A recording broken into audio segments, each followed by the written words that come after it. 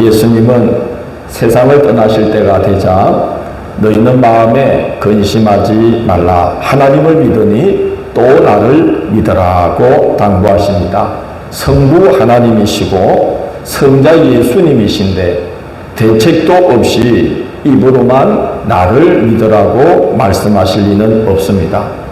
예수님은 대책 중에 하나를 알려주시면서 또 다른 보혜사를 보내주실 것이라고 말씀합니다. 보혜사는 문자 그대로 풀자면 보호할 보자에 은혜해자에 서성 사자입니다. 예수님이 제자들 곁에 계실 때처럼 곁에서 보호하시고 은혜 베풀 인도자를 보내실 거다라는 약속이 또 다른 보혜사를 보낼 것이다는 말씀입니다. 보혜사는 헬라어로는 파라클레토스입니다. 여러분 그 큰 우산, 그늘을 크게 지우는 해변에 있는 우산을 뭐라 그러는지 아시죠? 파라솔이라고 그러죠. 파라라는 이 접두어는 큰 넓은 삥 둘러 에워싸는 그리고 사방팔방 이런 이제 뜻을 지닌 접두사입니다. 그러니까 파라클레토스, 보혜사는 누군가의 곁에서 그렇게 크고 넓고 광대한 영향력으로 감싸면서 보호하고 격려하고 권고하며 인도하는 역할을 하거나 그런 역할을 하도록 부탁받은 자를 가리키는 말이 파라클레토스, 보혜사가 되겠습니다. 그래서 성령을 가리켜서 우리가 보혜사 성령이라고 말하는 이유가 그것 때문입니다. 성령은 영으로서 우리와 함께 하시는 하나님이시기 때문에 시간과 공간에 제약을 받지 않습니다. 우리 곁에 계실 뿐만 아니라 우리 안에 계시고 또 이 사람 저 사람 사이에서 동시적으로 역사하시고 여러 사람 가운데 여러 상황 가운데 역사하시면서 그 모든 사람들과 그 모든 상황을 다 사용하셔서 목적하신 바를 이루시는 분이 성령님이 되겠습니다. 사도행전에는 성령께서 각 사람 가운데 역사하시며 목적하신 바를 이루시는 일들이 많이 나옵니다. 바울에게 임하셔서 말씀하시기를 아나니아라고 하는 자가 찾아와서 너의 눈에 비늘을 벗기고 네가 해야 할 일을 일러줄 것이다고 성령께서 말씀하셨는데 바로 그 성령께서 아나니아에게 임하셔서는 말씀하시기를 바울이라 하는 자가 지금 다메섹 직가라 하는 거리에 유다의 집에 있으니 그에게 가서 안수하여 그의 눈을 다시 보게 하고 그가 이방에 나의 복음을 전하도록 택함 받은 나의 그르심을 일러주어라고 말씀합니다. 또 그 성령께서 이방인 백부장 고넬료에게 임하셔서 베드로가 가까이 있으니까 그를 집으로 초대해서 복음을 들으라고 말씀하시고 그 성령께서 베드로에게 임하셔서 유대인은 먹지 않는 음식을 환상 중에 자꾸 보여주면서 먹으라고 거듭거듭 권합니다. 그리고 고넬료가 보낸 사람들이 베드로가 머물고 있는 집에 가까이 왔을 때에 성령께서 베드로에게 말씀하시기를 낯선 이들이 너를 찾아올 테니 의심치 말고 그를 따라가라. 그렇게 말씀합니다. 복음이 이방인의 땅에 전파되도록 작정하신 때가 이르자 성령께서 각 사람 가운데 동시적으로 강하게 역사하셔서 택한 자를 부르시고 그의 사명을 일러주시고 또 그가 일할 수 있는 상황들을 이렇게 조성하시면서 복음이 유대와 사마리아와 그들로부터 땅끝으로 퍼져나가게 되는 그런 역사를 성령께서 이루어 주시는 겁니다. 성부 하나님과 성자 예수님께서 제자들과 교회를 위해 예비해 놓으신 대책은 바로 성령을 보내시는 것인데 성령께서 행하실 첫 번째 사역은 보혜사가 되셔서 예수님이 제자들 곁에 계실 때와 다를 바 없이 친히 역사하셔서 그 모든 사람들에게 동시적으로 역사하셔서 그들을 합력하여 하나님의 선한 일에 동시적으로 함께 사용하시는 그런 일들을 성령께서 이루어 가신다는 것입니다. 오늘 우리가 함께 예배드리지 못하고 우리 성도님들 각 처소에서 지금 예배드리고 있지만 이 시간도 성령께서 우리 가운데 동일하게 동시적으로 역사하고 계신 줄로 믿습니다. 보혜사 성령님이시기 때문에 우리를 큰 은혜로 파라클레토스 큰 그의 은혜와 감화력으로 우리를 감싸시고 한 은혜 안에 머물도록 지금도 보혜사 성령께서 역사하고 계시는 거죠. 예수님은 성령께서 행하실 두 번째 사역에 대해 말씀하면서 그가 너희를 진리로 인도하실 것이다라고 말씀합니다. 17절을 보면 예수님은 성령을 가리켜서 뭐라 그러냐? 그는 무슨 영이라고 말씀하죠? 진리의 영이라고 말씀합니다. 그는 진리의 영이라 그는 너희와 함께 거하시며 또 너희 속에 계시겠음이라고 말씀합니다. 진리의 영이신 성령께서 우리 곁에서 또 우리 속에서 어떤 일을 하시기에 예수님은 너희는 마음에 근심하지 말라 하나님을 믿으니 또 나를 믿으라고 말씀했겠습니까? 오늘 읽은 말씀 이사야 30장 20절 21절에서는 하나님께서 보내실 성령을 미리 예고하셨죠. 네 눈이 네 서성을 볼 것이며 너희가 오른쪽으로 치우치든지 왼쪽으로 치우치든지 내 뒤에서 말소리가 내 귀에 들려 이르기를 이것이 바른 길이니 너희는 이리로 가라 할 것이요 라고 말씀했습니다. 성령께서 우리 속에서 끊임없이 말씀하시며 좌로나 우로나 치우치지 않고 바른 길을 가도록 역사하신다는 말씀이에요. 이것이 바른 길이니 너희는 이리로 가라고 너 등 뒤에서 너에게 말씀하시며 인도하시는 서성을 네가 보게 될 것이다 라고 이사야가 미리 예고를 했던 것입니다.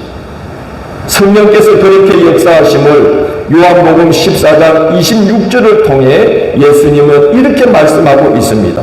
한번 요한복음 14장 26절을 함께 읽어볼까요?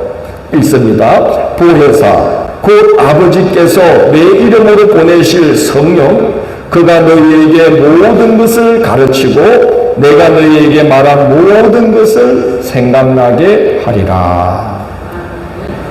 진리의 영인 성령께서 우리에게 임하시면 그가 친히 우리를 가르치시고 또 주님의 말씀을 밝히 알도록 깨우치셔서 우리를 모든 진리 가운데로 인도하신다는 말씀입니다. 성령께서 지시하시고 가르치시고 깨우치셔서 좌로나 우로나 치우치지 않고 모든 진리 가운데로 인도하시면서 바른 길을 걷게 하시면 그 신앙의 여정에 얼마나 복된 열매가 많이 맺히겠습니까? 30배, 60배, 100배의 결실이 맺히는 것입니다. 우리에게 많은 열매를 맺게 하시려고 성령께서 우리에게 주시는 선물이 있어요. 그 선물 중에 하나가 꾸준함입니다. 뭐라고요? 꾸준함입니다. 기도하되 어떻게 기도하게 하시고 꾸준히 기도하게 하셔요. 말씀을 보되 어떻게 보게 하시고 꾸준히 보게 하시는 거예요. 예배드리되 어떻게 예배하게 하시고 꾸준히 예배드리게 하시는 거예요. 인내하시되 어떻게 인내하게 하시고 꾸준히 인내하게 하시는 거예요. 시작한 일을 끝까지 지속하게 해 주십니다. 성령께서 왜 꾸준함을 주시겠습니까? 많은 열매를 맺게 하시려고 선물을 주시려고 그러는 겁니다. 디모데전서 4장 13절 이하에서 바울은 사랑하는 제자 디모데에게 이렇게 권고합니다. 너는 읽는 것과 권하는 것과 가르치는 것에 전념하라. 내 속에 있는 은사, 네가 하나님께 받은 것을 가볍게 여기지 말고 이 모든 일에 전심전력하여 너의 성숙함을 모든 사람에게 나타나게 하라. 네가 네 자신과 가르침을 살펴 이 일을 계속하라. 이것을 행함으로 내 자신과 내게 듣는 자를 구원하리라고 말합니다. 꾸준히 하라는 거예요. 가르치는 것과 권하는 것을 계속하라. 꾸준히 하라. 전심전력하라. 그러면 내게 듣는 자들과 너 자신이 구원을 받게 될 것이라는 겁니다. 갈라디아서 6장 9절에서는 갈라디아 교회의 성도들을 향해서 바울이 이렇게 당부합니다. 우리가 선을 행하되 낙심하지 말지니 포기하지 아니하면 때가 이름에 거두리라 그랬어요. 뭐 하지 않냐면 포기하지 않냐면, 이 말씀은 꾸준히 행하면 열매가 있다. 꾸준히 행하면 열매가 있다는 거예요.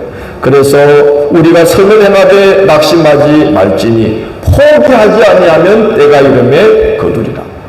꾸준히 행하면 열매가 있다는 거예요. 그래서 디모데에게도 네가 모든 일에 전심전력하여 너의 성숙함을 계속 나타내도록 하라. 이 모든 일을 계속하라. 이것을 행함으로 네 자신과 내게 듣는 자를 구원하리라 그랬습니다. 그런데 여러분, 꾸준함이라는 게 사람 힘으로 될까요, 안 될까요? 아니, 우리 오늘 가족들만 이렇게 앞에서 예배드려도 대답을 좀 해주셔요. 예, 꾸준함이 사람 힘으로 되는 거예요, 안 되는 거예요? 절대로 안 되죠. 성령께서 우리 곁에 서주시고 우리 안에서 말씀하시고 우리 앞에서 이끌어 주시고 우리 등 뒤에서 계속 등을 밀어주면서 그렇게 성령이 인도해 주실 때에 꾸준히 할 수 있게 되는 거예요. 나의 등 뒤에서 나를 도우시는 주, 그게 성령께서 끌어주시고 밀어주시고 곁에 계시고 안에 계시면서 기도하라고 자꾸 말씀해 주시고 말씀 보라고 자꾸 꾸짖어 주시고 선을 행하라고 끊임없이 마음에 이루어주시고 인내하라고 끊임없이 붙들어 주시고 그럴 때에 우리는 꾸준히 선을 행할 수가 있게 되는 거 아니겠습니까? 여러분, 사람이 하나님께 받는 벌 중에 가장 무서운 벌이 뭐겠어요? 사고나고 뭐 붕괴마다 죽고 병들고 그런 거 아닙니다.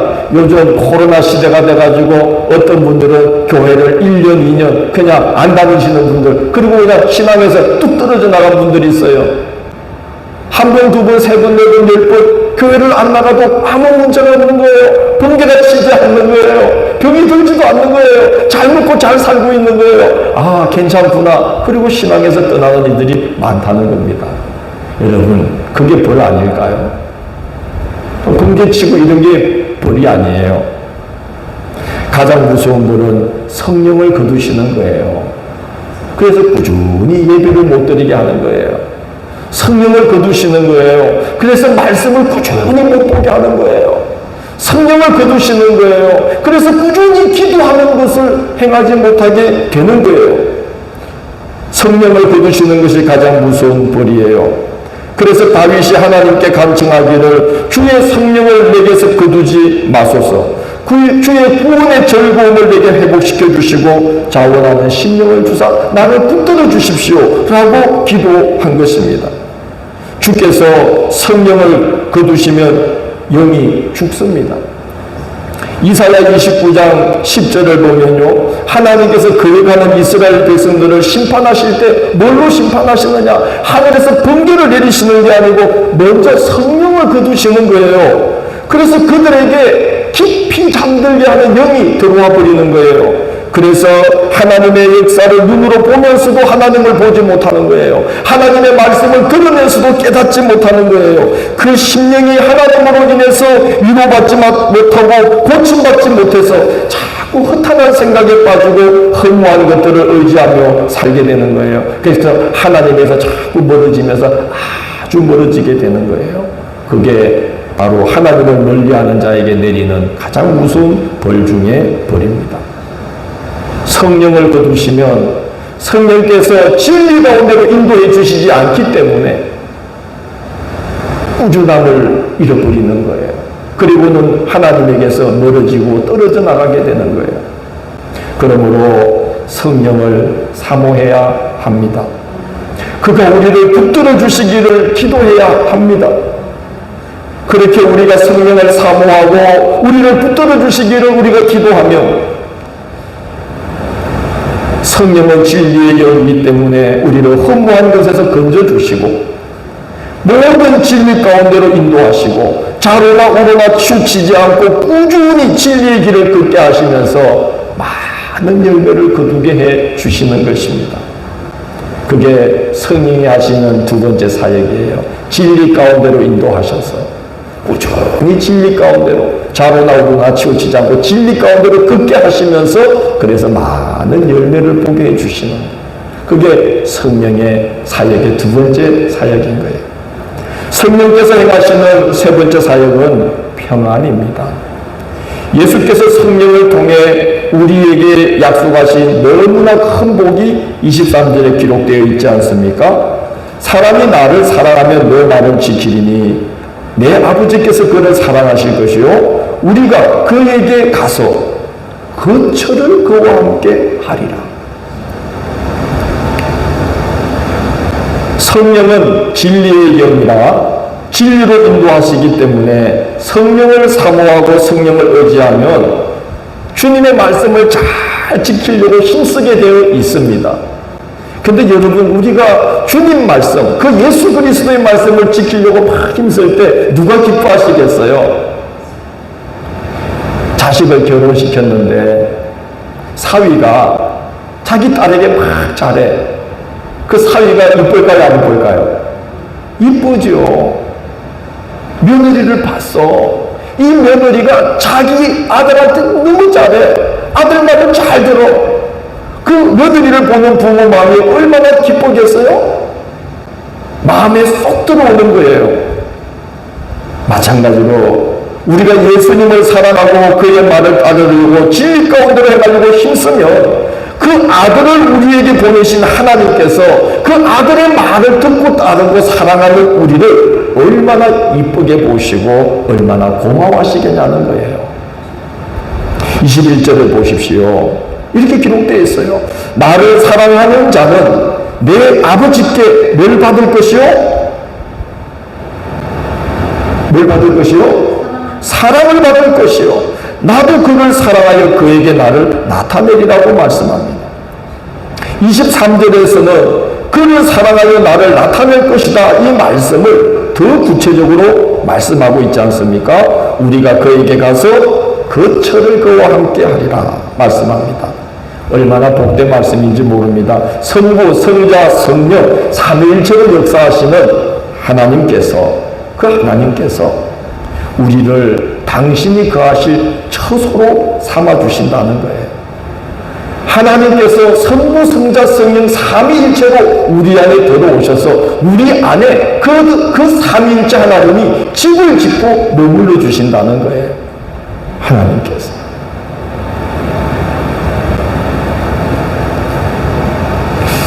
가룟 유다는 예수님을 곁에 모시는 제자로 부름을 받고도 사탄이 그 속에 들락거리는 것을 허용하고 방치하다가 그만 사탄이 유다의 속에 집을 지어 버렸어요.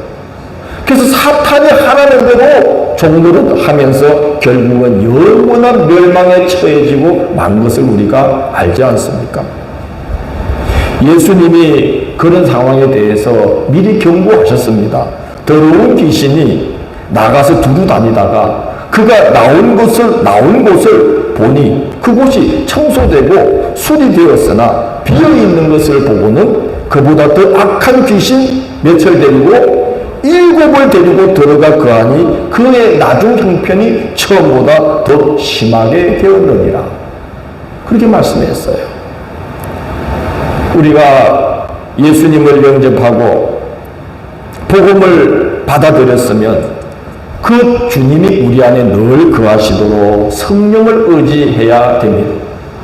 예수 믿고 복음을 받아들였는데 우리 중심이 주님으로 채워져 있지 않으면, 비어 있으면, 청소는 되어 있는데 비어 있으면 악한 귀신이 7이 들어와서 우리가 예수 믿기 이전보다 더 못한 사람이 되도록 우리를 만들어버린다는 말씀 아니겠습니까?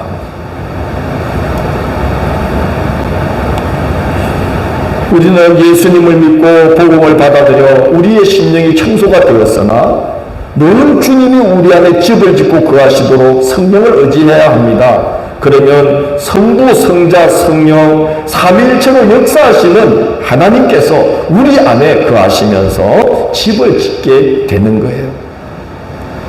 분명히 약속하지 않았습니까? 우리가 그에게로 가서 거처를 그와 함께 하리라. 우리가 누굽니까? 성부, 성자, 성령 하나님인 거예요. 나머지 11제자는 주님을 배반했던 죄와 허물을 회개하고 주님이 약속하신 성령을 기다리면서 기도에 힘쓰고 그렇게 했을 때에 성령이 임했습니다. 그래서 하나님께서 성부, 성자, 성령 하나님께서 그 제자들 안에 집을 짓고 거하시면서 은혜 베푸셨어요. 그래서 그들은 예수께서 육신으로 그들 곁에 거할 때보다 더 담대하게 주의 일을 감당할 수가 있었습니다. 많은 환난과 큰 시험 중에도 어떻게 그들은 그 어려움들을 이기고 승리하면서 땅끝까지 복음을 전하며 많은 열매를 맺을 수 있었겠습니까? 그것은 성령께서 그들에게 세상이 줄 수 없는 평안을 주었기 때문에 그런 거예요. 우리가 주님을 의지하고 성령을 사모해서 성부, 성자, 성령 하나님께서 우리 안에 거처를 만드시고 우리 안에 하나님이 집을 지으면 그 나타나는 가장 대표적인 그 현상은 평안인 거예요. 걱정이 없어지는 거예요. 시험 중에도 이기게 되는 거예요. 문제가 있어도 그냥 평안한 거예요. 그게 오늘 본문의 성령을 통해 예수께서 약속하신 그 복 중의 복입니다.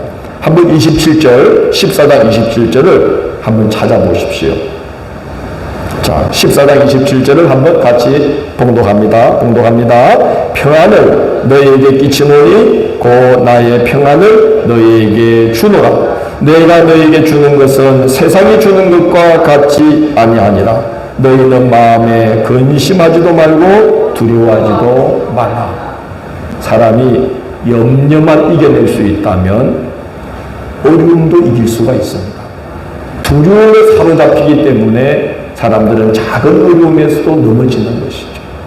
그래서 우리가 성령을 사모하고 성령이 우리 안에 들어와서 하나님께서 우리 안에 성부, 성자, 성령 하나님께서 거처를 우리와 함께 하시면서 우리 안에 집을 짓고 거해 주시면 평안을 주시는 거예요. 세상이 줄 수 없는 평안을 주시는 거예요. 그래서 주님과 함께 주님의 인도하심을 받으면서 주님이 진리 가운데로 인도하시는 그 인도하심을 받으면서 꾸준히 복된 길을 향해서 승리하는 길을 향해서 평안 중에 든든히 그 길을 걸어갈 수가 있는 것이에요. 우리는 지금 미래가 불투명한 시대를 살아가고 있습니다. 많은 사회학자들이 하는 이야기가 이 코로나 이후에 지금까지 세상을 지탱해온 시스템들이 전혀 약효가 다 해버리는, 전혀 효력을 발휘할 수 없는 그런 시대가 다가오고 있다고 말합니다. 여러분 생각해 보십시오. 그동안의 교회들이 많은 사람들을 불러 모아서 성장하는 교회가 교회의 어떤 하나의 그동안의 그 경향이었어요. 흐름이었어요. 여러분 요즘 그 서울의 대표적인 대형 교회들이 이제 교회를 분립한다는 거예요. 그래서 저 의정부에서, 저 수원에서, 저 멀리 어디에서 그 서울에 있는 교회로 모여들어서 수만 명 모여서 예배 드릴 수 있는 그런 예배를 지금 드릴 수가 없게 되었잖아요. 그래서 분립하는 거예요. 수원 순복음교회로, 저 무슨 어디 의정부 광림교회로, 이런 식으로 이제 다 분립을 준비하고 있다고 그럽니다. 그러니까 그동안 우리가 이제 행해왔던 이런 시스템이 더 이상 작동할 수 없는 시대를 향해서 우리가 지금 가고 있다는 거죠. 신앙의 세계만이 아니라 삶의 영역 전반에 걸쳐서 이제는 성령의 지시하심과 인도하심과 보혜사로 우리를 감싸주심과 그리고 우리의 심령에 평안을 주셔서 우리가 잘 분별해서 우리가 복된 길, 승리하는 길로 나갈 수 있는 성령의 인도하심과 지시하심이 아니면은 우리가 이 불투명한 시대, 무엇이나 이렇게 확실한 것이 없는 이런 시대를 우리가 승리하며 살아가기가 어려운 시대에 접어들고 있다는 것이죠. 시스템이 바뀌고 있는 거예요. 이런 시대를 우리 그리스도인들은 믿음으로 헤쳐나가며 가정과 교회를 세우고 가정과 교회를 지키며 살아가야 하지 않습니까? 교회도 코로나 직격탄을 맞았고 사회는 또 말할 것도 없이 코로나로 힘들어진 상황에서 우리는 감당해야 될 일들은 많고 우리는 연약합니다. 또 사회가 불투명해지고 있습니다. 그래서 막막한 심정이 될 때가 있습니다. 그래서 저는 이렇게 생각합니다. 예수님이 떠나시는 그 때에 그 제자들의 심정은 아마 지금 우리보다 훨씬 더 막막했으리라고 생각합니다. 그렇지만 주님은 약속하신 대로 그들을 홀로 버려두지 아니하시고 성령을 보내주셨습니다. 그리고 그들을 그 막막한 중에 그들을 주님이 하신 일들을 할 수 있도록 주님이 하신 것보다 더 많은 일을 할 수 있도록 성령께서 그들의 막막한 걸음을 그때그때 인도해 주셨어요. 우리도 성령을 힘입고자 성령을 사모하고 성령을 의지하면 그가 우리 가운데 오셔서 집을 짓고 머무시면서 진리 가운데로 인도하시고 가정과 교회가 평안 중에 든든히 세워지도록 놀랍게 역사하실 것입니다. 그러므로 성령을 의지하지 않고 살아온 나날들을 우리는 먼저 회개해야 합니다. 주님을 우리 삶의 중심에 주인으로 모시지 않는 주님이 집을 짓기 힘든 심령 상태로 살아온 것을 우리는 정말 겸손하게 고백을 해야 합니다. 그리고 그럼에도 불구하고 우리를 긍휼히 여기셔서 사모하는 영혼에 성령을 부어주실 하나님을 바라보면서 그 하나님을 의지하면서 우리는 말씀과 기도로서 살아가야만 하는 것입니다. 그러면 성령을 부어주셔서 이 어려운 시대에 믿음을 지키고 가정과 교회를 세우면서 많은 열매를 맺는 길로 인도해 주시는 것입니다. 오늘 주님이 제자들에게 너희는 마음에 근심하지 말라. 하나님을 믿으니 또 나를 믿어라. 이렇게 하신 이유는 바로 약속하신 성령을 그들에게 준비해 놓았기 때문입니다. 성령께서 파라클레토스, 그 넓고 큰 영향력으로 제자들을 감싸 주실 것이기 때문에 진리의 영으로 그들의 좌우나 우러나 치우치지 않고 빠른 길을 걸으며 많은 열매를 맺게 해 주실 것이기 때문에 그 성령께서 이제 사모하는 그들의 심령 속에 집을 짓고 계시면서 큰 평안을 주셨어요. 환난과 시험도 평안 중에 다 이겨내면서 평안 중에 그들이 든든히 세워져서 하나님의 일을 능히 감당할 것을 주님이 아셨기 때문에 너희는 마음에 근심하지 말라. 하나님을 믿으니 또 나를 믿어라. 그렇게 말씀하신 것입니다. 성령을 예배해 모셨다는 것이죠. 아무쪼록 이 한 주간 참 어려운 시대를 살고 있지만 그렇기 때문에 더욱더 성령의 역사하심을 의지해야만 됩니다. 성령을 사모하시고 성령께서 오셔서 우리 안에 성부, 성자, 성령 하나님께서 집을 짓고 그 철을 우리와 함께 하시도록 그렇게 성령을 사모하면서 말씀과 기도로 살아가시는 한 주간이 되시기를 주의 이름으로 권면합니다.